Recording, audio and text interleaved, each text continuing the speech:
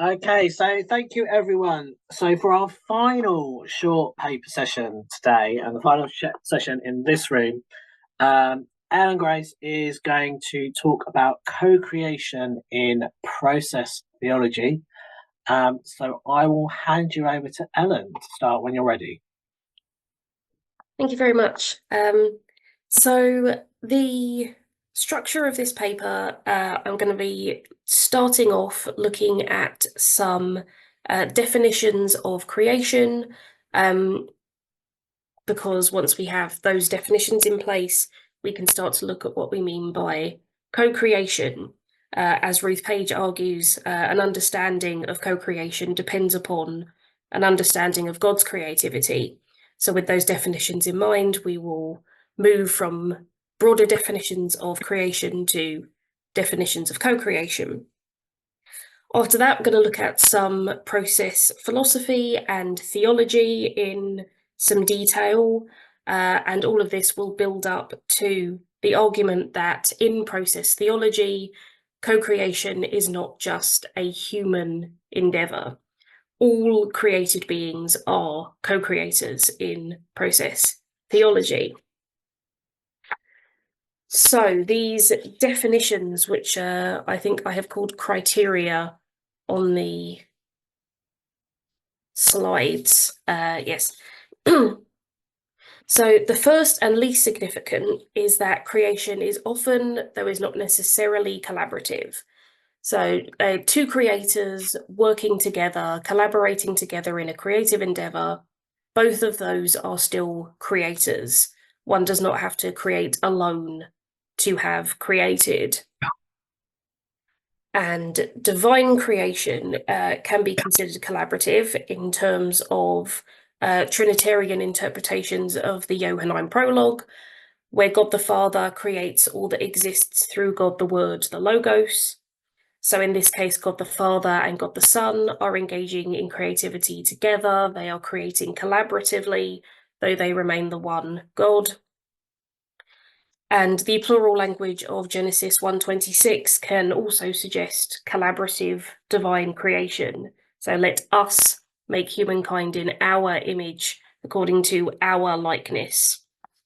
And this is not to say that divine creation must be considered collaborative in these or any other examples. There are alternative interpretations of these, but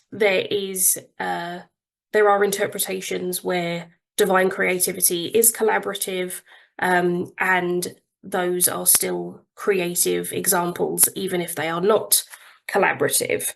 So therefore, co-creators can create collaboratively or non-collaboratively and still be creating. The second and third criteria are more significant.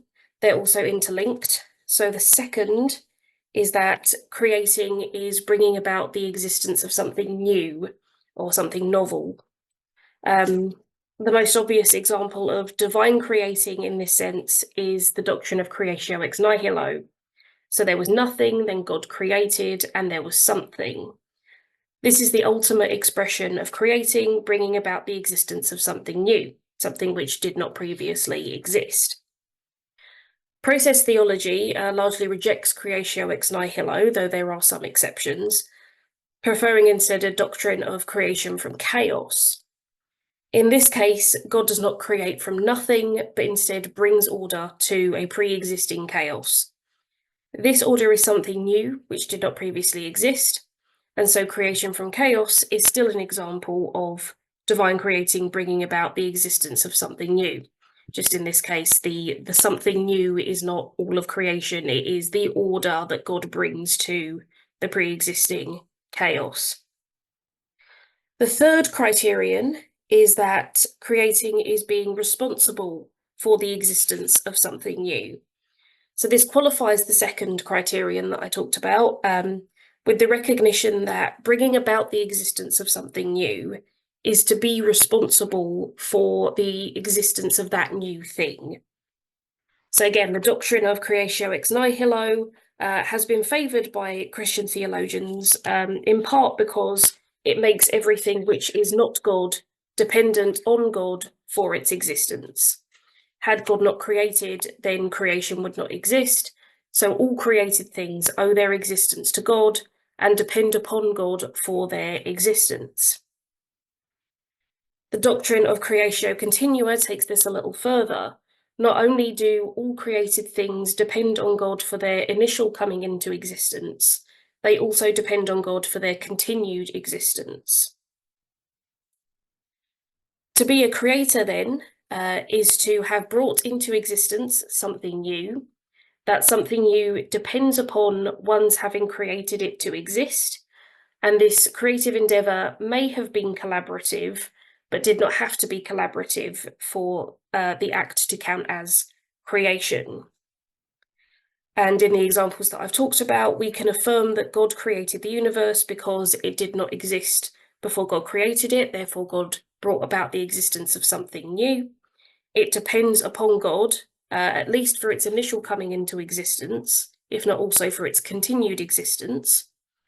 So God is responsible for the existence of the created thing, and this was still a collaborative, this was still a creative endeavour, whether the process was collaborative or not, depending on your interpretation of passages like Genesis and the Johannine Prologue. To affirm the existence of co-creators is to say that God is not the only creator who exists. It's not to say that there were non-divine creators involved in the creation of the universe, but that non-divine creation is possible within the universe created by God. It is to say that there are things which exist in the universe which were not created by God, or at least were not created entirely or solely by God. These things were created either entirely or partly by beings who were themselves created. And I would argue that a universe without co-creators, where there are no non-divine co-creators, would be a deterministic universe. And obviously that is not a problem for all thinkers. Some folks will accept a deterministic universe. It is not a process understanding of the universe, because as we will see, process theology emphasizes free will and the free will of all created beings, which is rather incompatible with most deterministic understandings of the universe. So the term created co-creator was first coined by Philip Hefner in 1993. For Hefner, God created human beings with the intention that they be co-creators. So in this understanding of co-creation, only human beings can be co-creators. And furthermore, it is divine intention that human beings co-create. So only human beings are co-creators, and God wants human beings to co-create. That is the purpose of humanity, is to be co-creators. Hefner further argues that the created co-creator and its culture are marked by their freedom, thus implying two things. First, that one must be free to be a co-creator, and second, that only humans are free, and therefore only humans can be co-creators. And that's alongside his argument that only human beings are co-creators. Ruth Page also limits co-creation to humanity, but does not prescribe co-creation to human beings as Hefner does. Rather, Page identifies co-creation as one possible model of relationship between human beings and non-human creation. The other models of relationship she identifies are companionship, stewardship, and priesthood. So co-creation is just one of those, but it is still just for humans. It's just not the purpose of humanity in the same way as it is for Hefner. An expansion of co-creation beyond humanity can be found in the open and relational theology of Thomas J. Ord. Creatio continua is a crucial aspect of open and relational theology, and God's continuous creation is, says Ord, met with a creative response from both human and non-human creatures. So Ord defines co-creation as any manipulation of one's environment, such as builders building dams, and he also includes biological reproduction as a form of co-creation. So what we can see across these three definitions of co-creation is a movement from humanity alone being co-creators in Hefner to all living beings being co-creators in Ord, with a further distinction between Hefner and Page as to whether co-creation is the purpose of humanity or not. It is further notable that the expansion of co-creation to all living beings, so beyond the human, is found in open and relational theology, which is closely associated with, though it is distinct from, process theology. So for the rest of this paper, we're going to be looking mostly at the process stuff. So to begin with, a bit of process metaphysics to lay the groundwork. So process theology is dependent on process philosophy and by extension process metaphysics. In process metaphysics, true individuals are known as actual occasions or occasions of experience, and they can be thought of as metaphysical atoms. They are the metaphysical building blocks of reality, or what everything is made out of on a metaphysical level. What we commonly think of as individuals are not actually individuals, but are rather a series of occasions. So again, we can think of an individual, take a human being. In process metaphysics, that is not an individual, it is a series of occasions. In the same way that you might say a human being is a collection of atoms rather than an individual, you could say that. It's the same sort of concept, just on a metaphysical rather than a physical level. What is also going on in this metaphysics is that each actual occasion is itself a process. And there will be a quote on screen that you can follow along with. This is from the process theologians John B. Cobb Jr. and David Ray Griffin. They describe occasions as momentary events which perish immediately upon coming into being. The perishing marks the transition to the succeeding events. Time is not a single smooth flow, but comes into being in little droplets. A motion picture suggests an analogy.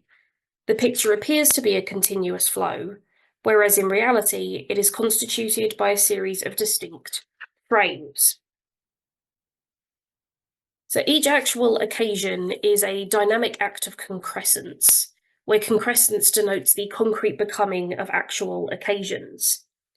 Time in process metaphysics consists of occasions of experience whose becoming can be thought of as like a motion picture rather than a static frame, and to in turn contribute to the motion picture in the overall flow of time.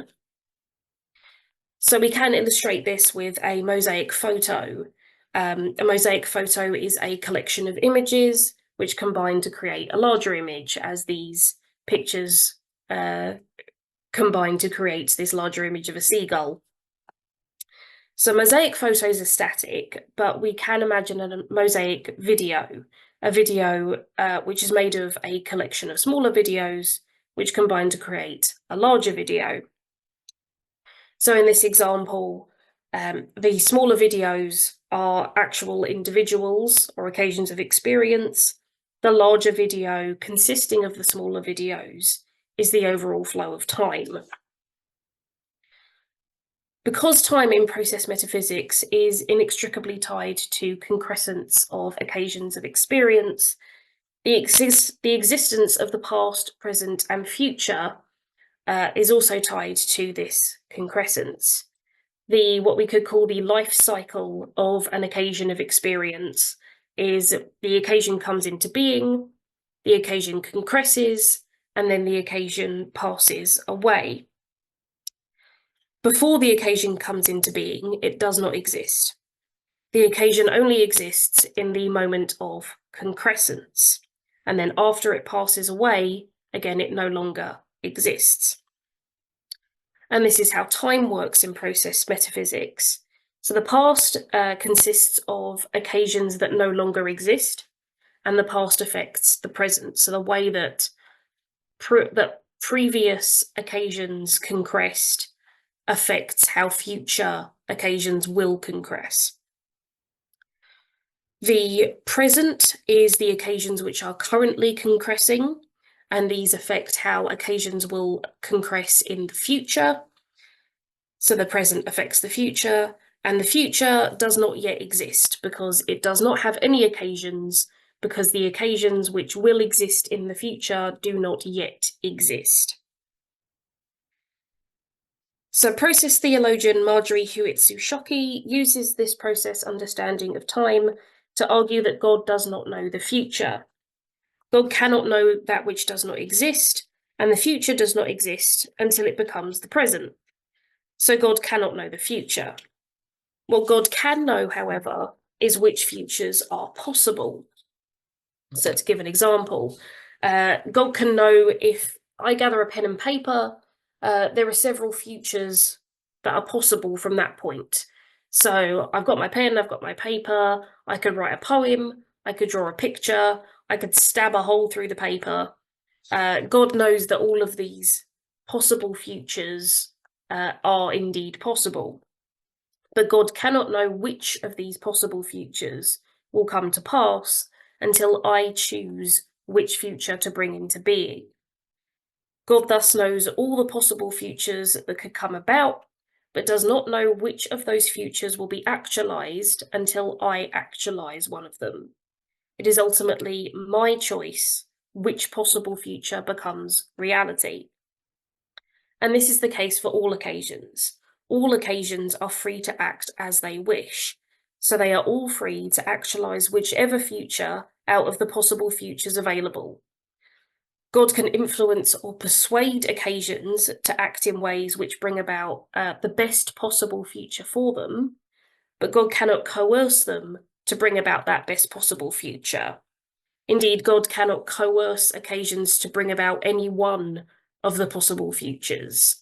God cannot coerce me to write a poem, to draw a picture, to stab a hole through the paper, regardless of which one is the best possible future for me. God cannot coerce me to doing any one of those in particular. It's my choice which one comes into being. So the free will of occasions is limited only by the finite number of possible futures. Ultimately, the future comes into existence as a direct result of the free actions of occasions. And this, I would argue, fits with the definition of creation that I gave at the start. So to go back to the pen and paper example, I could decide to write a poem with my pen and paper. My friend could suggest a line of that poem. The resultant poem would be a collaborative creative effort, but it would still be a creation even if I had worked alone on the poem. The future which is actualized by occasions is a new thing which did not exist before it was actualized. So the poem didn't exist before it was created by the poet. And finally, the poem owes its existence to its creator, because I could have chosen to draw a picture, in which case the poem would not exist. And in that sense, the poem owes its existence to its creator, in this case, me, the poet. So occasions create by actualizing a particular future from a finite number of possible futures, and in doing so, grant existence to that future and deny existence to all other possible futures in that finite number. And this is how I would describe co-creation in process theology. Furthermore, and this is kind of the crux of where I want to go with this, co-creation in process theology, as I've described it, is not limited to humanity. All occasions are free to act, so all occasions are capable of actualizing whichever future they choose. It is not the case, as Hefner suggests, that humans were created to be co-creators, and that humans alone are free and alone are co-creators. Neither is it the case, as Page suggests, that creation is but one possible mode of relationship between humans and non-human creation. Rather, co-creation is done by all creatures, whether they are human or not. It also goes a step further than Ord's open and relational theology. As you remember, Ord gives the examples of co-creation as being things like beavers building dams, biological reproduction, things like that, all things that living organisms, living beings do. But because all occasions in process thought are co-creators, and all of creation is made up of occasions, non-living creatures are also co-creators in process theology. Obviously, what it means for a non-living creature to co-create is less clear than what it means for a living creature to co-create. But some examples that I would posit are the creation of atoms of new elements in the cores of stars, or the creation of canyons via water erosion. So, in process theology, all occasions and series of occasions are creative. They create by actualizing futures from a finite number of possible futures. Each free action of each free occasion in the present influences the future, just as the free actions of occasions in the past influenced the present. Because occasions are genuinely free in process thought, they can genuinely create. Finally, because all occasions are free, and all occasions are co-creators, co-creation is not a solely human endeavor, but is undertaken by all created entities. So this expands the co-creative endeavor beyond humanity, not just to non-humans, but also to the entirety of creation, living creation and non-living creation. So the entirety of creation in process theology is itself creative. Thank you. Thank you, Ellen. You can hear the applause in your head. So, opening up, does anyone have any questions straight away?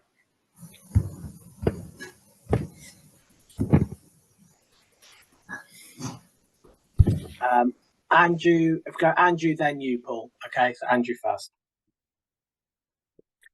Hi, Alan. Thank you very much for that paper. That was very clear and very interesting. My question concerns the relationship between freedom and co-creation, and indeed freedom and will. And your last part, you said perhaps a star is creating new elements in its core, through its nuclear processes there. But is a star really free?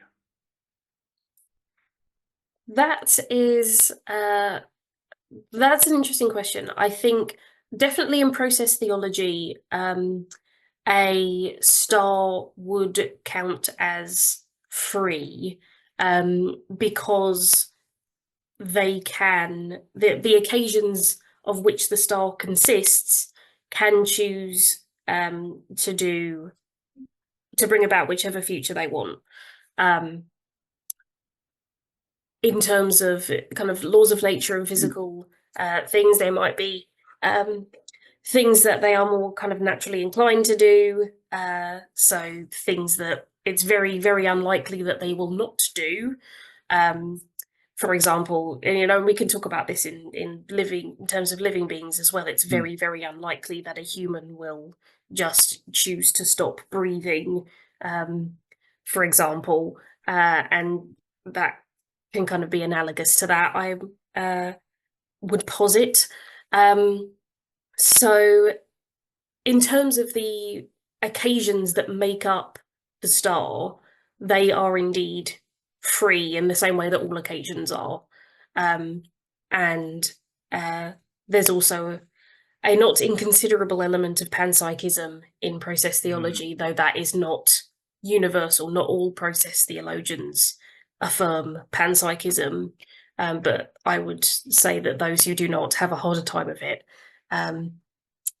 because it does kind of, process theology lends itself to panpsychism very well. So yeah, I would say that in process thought there is an element that a star can be a free being, and make decisions, quote unquote, in the way that I've kind of been describing. Okay, so that branch of process theology that goes along with panpsychism, I can see how that can attribute freedom to a star because it can have some form of consciousness and free will. In the other branch, I'm not familiar with those branches, I'm afraid. In the other branch, which denies panpsychism, would that branch also attribute freedom to a star? And if so, what's the basis for it? The branch that does not affirm panpsychism is such a minority that I am only aware of one author who has written about it in any detail. And I must confess, I read his book a while ago, and my memory is failing me a little bit as to the specifics of where that was going.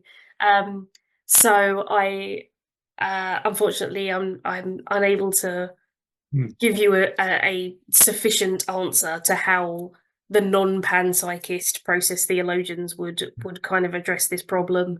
But if you are interested, it's David A. Palin who has looked at that. And okay, has thanks so much for that, Ellen. Yeah, that's fascinating.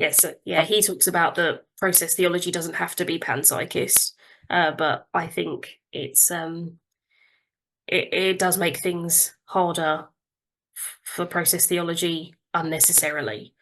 And I think it's almost the fact that you said there is a person, it's such a minority that aren't holding that panpsychist view that actually it doesn't matter. It doesn't matter almost if it doesn't work because it's just not where process theology is going. So thank you. Paul, you're next.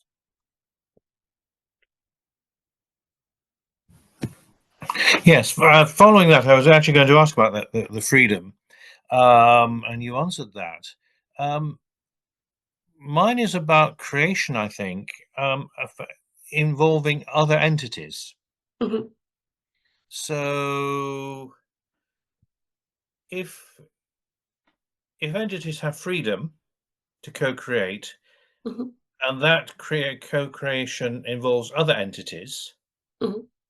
does that limit the freedom of the other entities? You may say so. It may be that there are certain cases where the freedom of those entities are limited by a collaborative creative endeavor. So for example, if we take my poetry example, if I'm writing a poem with someone else, I can't just write the poem exactly how I want to because I have to compromise with how they want the poem to look and their input. I think how I would describe that would be an agreement between those two entities to limit one's freedom for the sake of the creation that is being created. So, and that in itself, the decision to limit one's freedom is itself a free action. So I think that's how I would understand that What kind of about, situation. yes, the free, I'm going to think of a black hole, Mhm, which is an entity, mhm. and could we describe it as a collaborative when it pulls a star into the black hole? I assume you're saying, is it collaborating with the star in Yes. that? I would say that it is not, because the free will of the black hole in that scenario is almost kind of overriding the free will of the star, and occasions are perfectly free to override the free will of other occasions. And we can see this in terms of even like predation. I think would be a good example that the lion is overriding the free will of the gazelle, presuming the gazelle's free will is to not be eaten. So there's no kind of issue in terms of those kinds of conflicts in process theology. It's unfortunate. I think most process theologians, or certainly Griffin and Cobb, would rather there is more what they call harmony rather than discord. But yeah, on a metaphysical level, there's no. I don't think there's a problem with that. I was thinking of, so I'm a scientist originally. Does this then include this creation include destruction?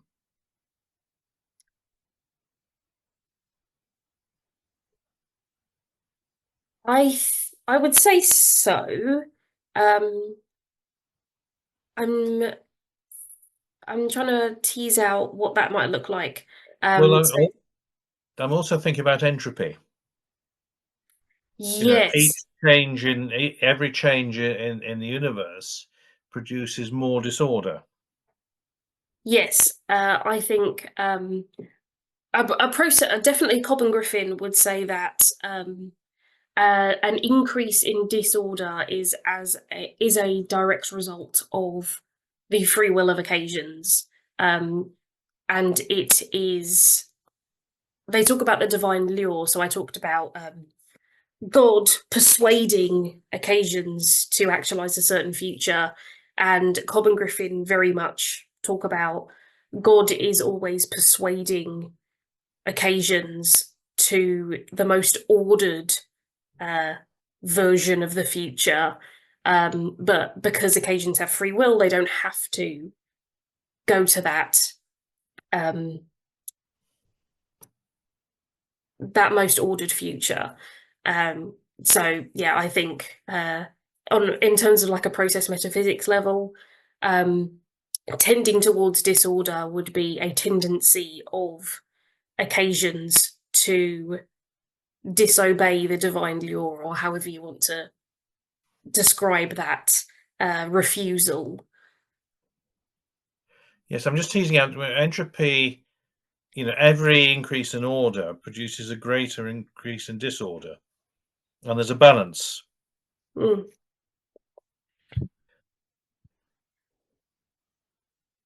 Perhaps Yes, I think. that's Yeah, yeah. Sorry, go on. yeah, I think that is something to continue thinking about. I obviously have talked a lot about metaphysics in this paper, and I do not think process theology has answers to all of the questions. In fact, in my work, process theology is half of what I work with. I have also married it with pansyntheism, which is Ruth Page's idea, that her kind of brainchild. And yeah, so I think there are things that process theology potentially cannot answer, at least not on its own. But then again, you know, I don't want to veer off into a long discussion of panentheism, because that's not really what we're here for. Thank you very much. Thank you for your question. Do you think panentheism would help with the entropy question? Possibly, because there is an idea of, a page talks about kind of things falling into non-existence and things being retained in the mind of God. So things which fall away cease to exist, things which are retained in the mind of God have a kind of objective immortality, as it were. So that could be used in terms of, well, that which is increasing in disorder, the increased disorder will fall away, and the order is what will be retained. That might be one way of thinking about it. But yeah, it isn't something that I've considered in particular detail, because my focus is on how this affects non-human animals rather than the wider cosmos. But yeah. Thank you. Thank you. Does that answer your question, Paul? I think, I mean, the question of entropy is always there. As a biologist, a giraffe is a very ordered thing, but the cost in terms of the universe of a giraffe is actually very high in entropy. But then as a theologian, because I suppose I'm both, you know, you then look at creation and entropy, and I suppose there's an eternal puzzle there in a sense. That I'm a biologist originally. Biological complexity is actually very expensive in terms of the universe, in terms of disorder.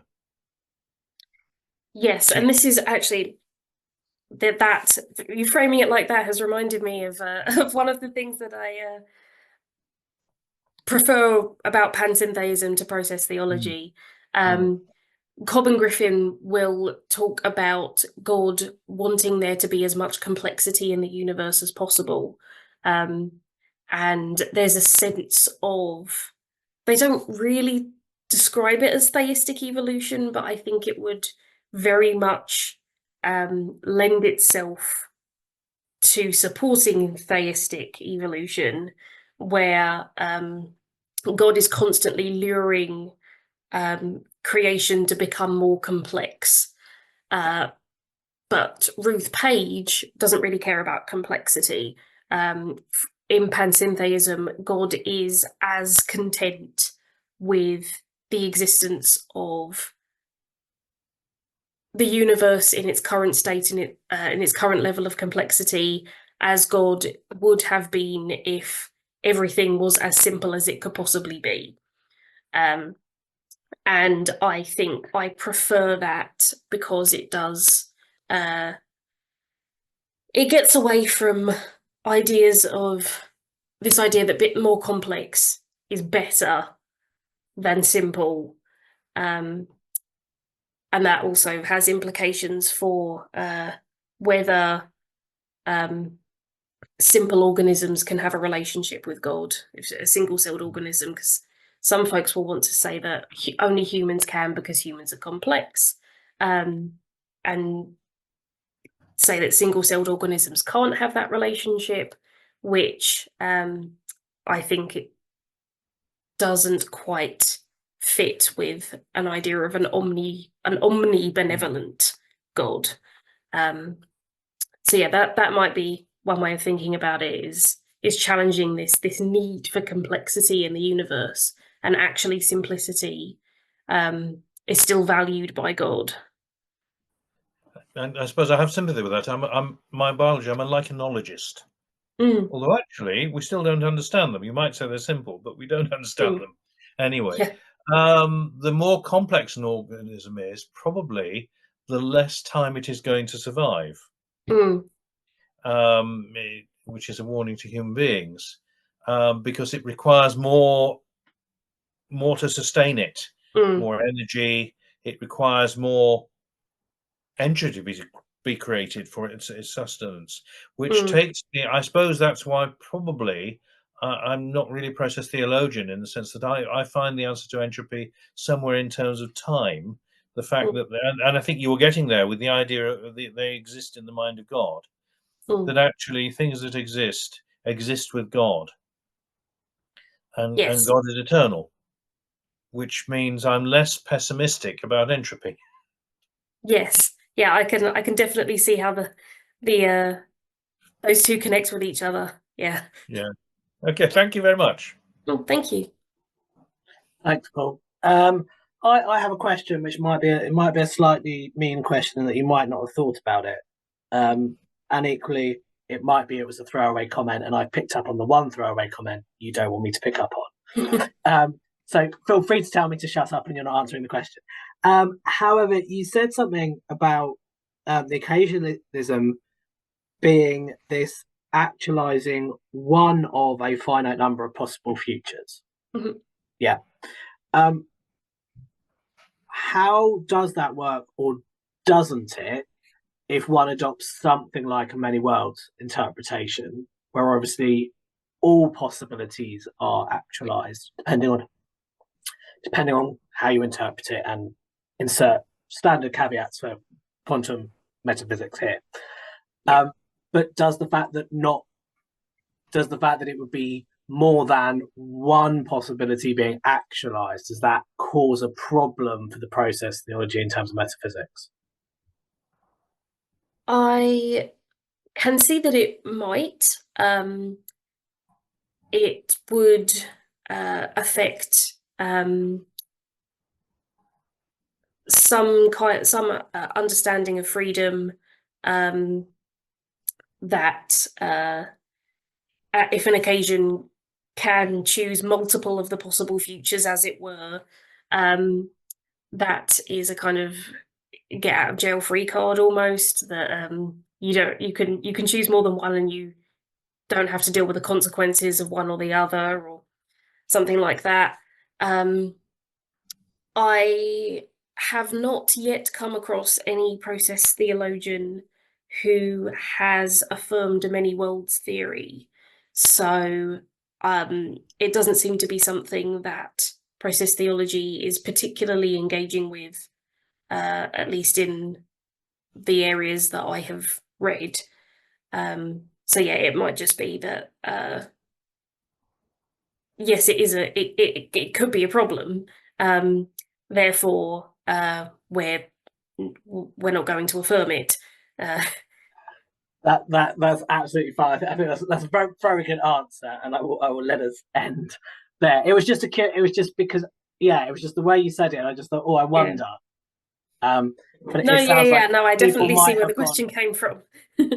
People might have now gone, I wonder, let's not discuss that, and move on, which wouldn't be the first time in philosophy or theology. We are prone to putting that to one side.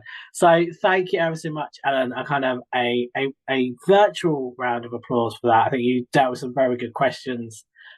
So well done.